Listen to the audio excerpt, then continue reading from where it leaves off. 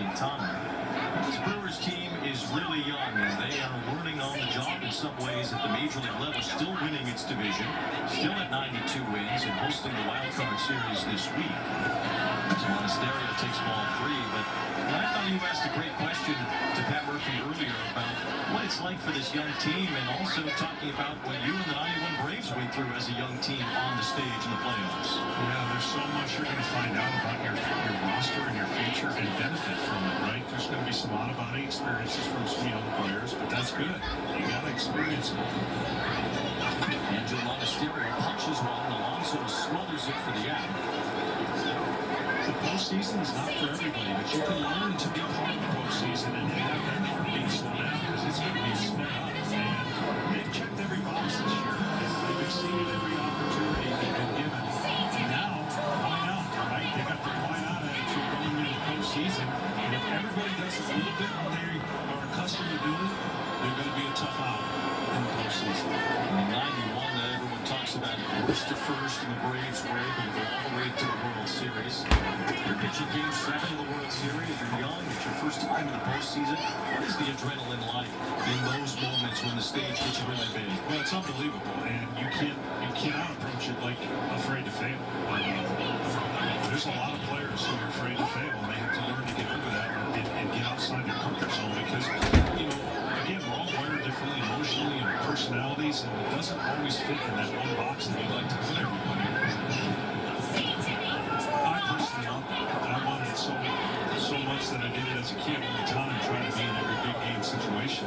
That's not a guarantee for success, but if you don't have that mindset, I don't see how you give yourself a better chance to be successful. And then once you've been there, done it, you use that experience for your benefit. Jackson Churio couldn't hold his swing. That's strike 3. And Quintana doesn't normally strike a lot of hitters out, has spanned 5 2 2/3 innings so far.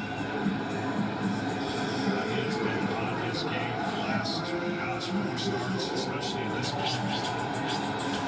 You keep the ball in the ballpark in today's style of baseball. You throw just enough strikes, and you are putting your team in a good spot.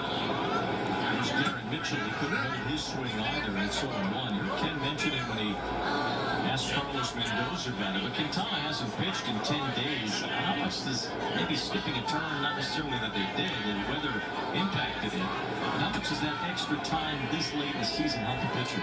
Well, for him, I'd say it helps him more than a hard thrower, a guy who relies on velocity. He's going to be more at a disadvantage having those 10 days off. This guy's a pitcher. He's a rhythm guy. So that's not really going to throw him off too much, because he doesn't rely on that high tempo. All 2 strikes on Mitchell. Unlike most of the Brewers, Quintana has plenty of postseason experience. His last time out all the way back to September 18th. He faced Washington in 7 scoreless innings. Yet, in the month of September.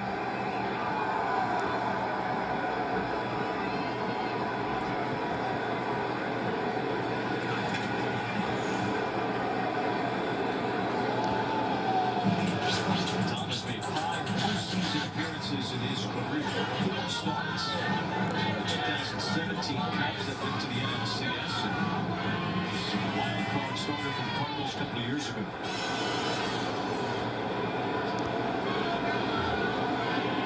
Struck out Garrett Mitchell in the first inning, has a 1-2 here.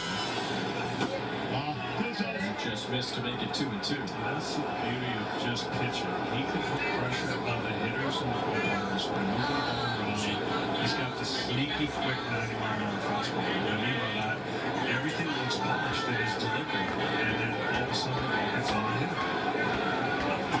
That's in there for strike 3. So Quintana gets the call in the edge. Mitchell goes down.